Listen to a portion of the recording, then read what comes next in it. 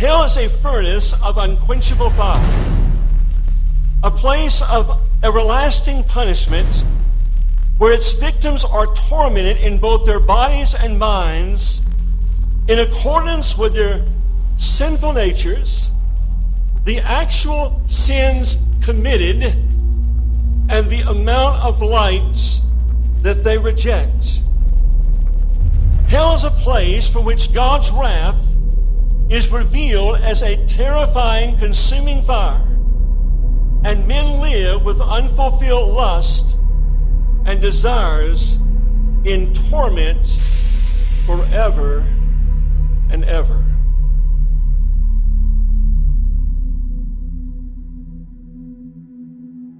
Perhaps you're sitting there under the gracious influence of God. God is putting conviction in your heart. This is the goodness of God seeking to lead you to repentance. And here is what God says you must do to flee from the wrath to come. Number one, be afraid, first of all, because the wrath of God abides on you.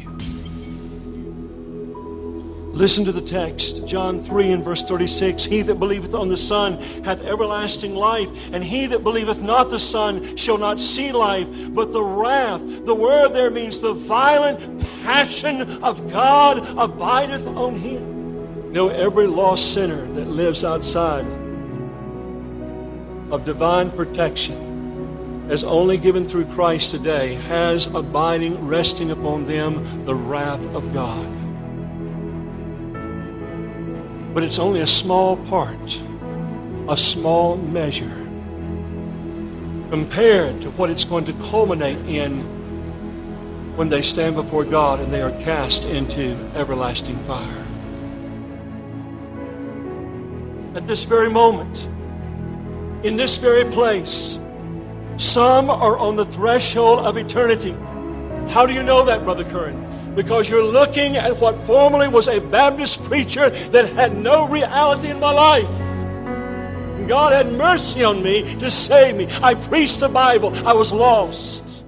There was no reality. You try to make things work. You try to have devotions. You try to encounter the presence of the living God. You try to have a sense of God in secret prayer. You just go through those disciplines, and yet there's no reality.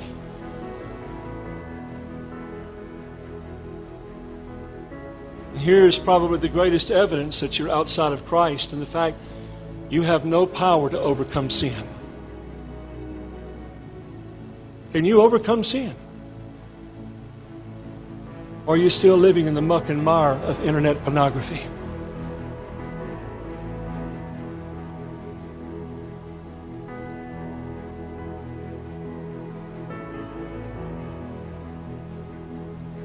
Secondly, I would encourage you to seek the Lord while He may be found and call upon Him while He is near. Isaiah chapter 55. Listen, friend, that admonition presupposes that there can come a time where you'll seek the Lord, but He will not be found.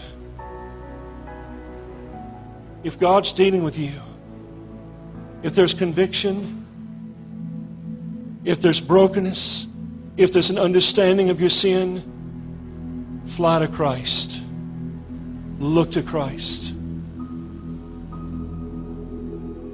Eric Alexander said the real horror of being outside of Christ is that there is no shelter from the wrath of God.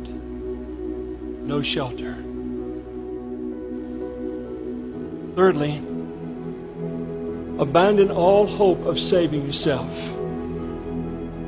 Abandon all hope of saving yourself. Attempting to be moral and live up to these standards that you've heard in these days without the power of grace resident in your heart will only aggravate sin and increase your apostasy.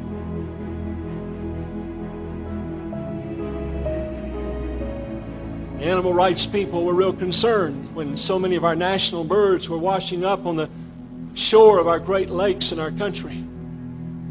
The bald eagle.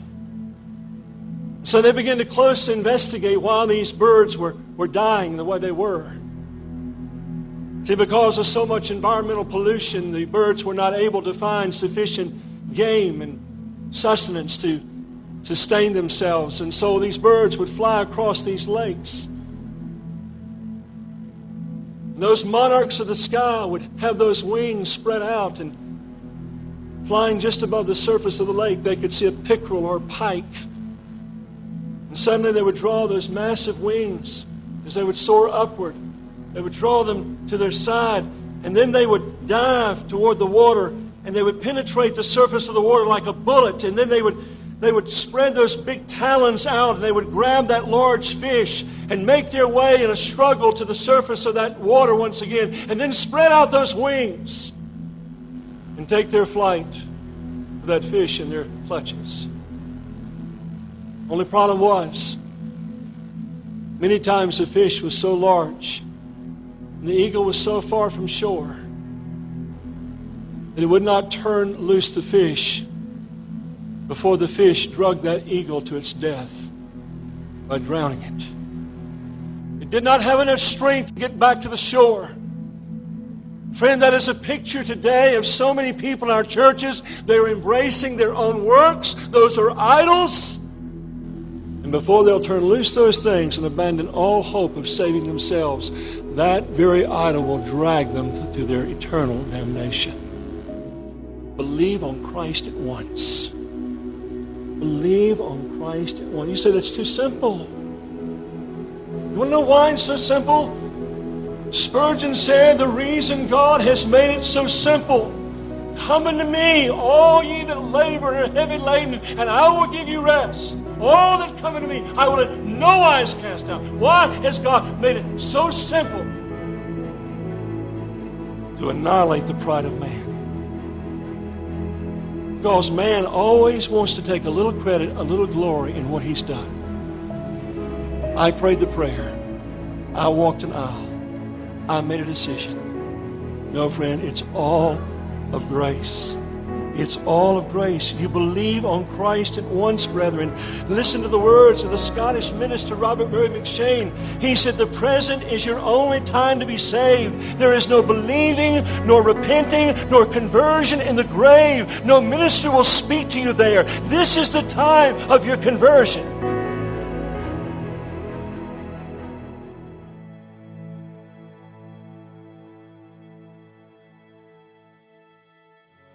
So once again, perhaps the words of Leonard Ravenhill are fitting.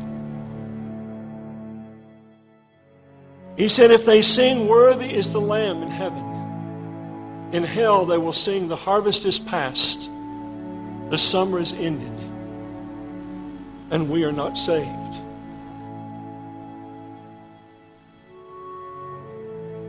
Isn't it a good thing that God remembers mercy and wrath?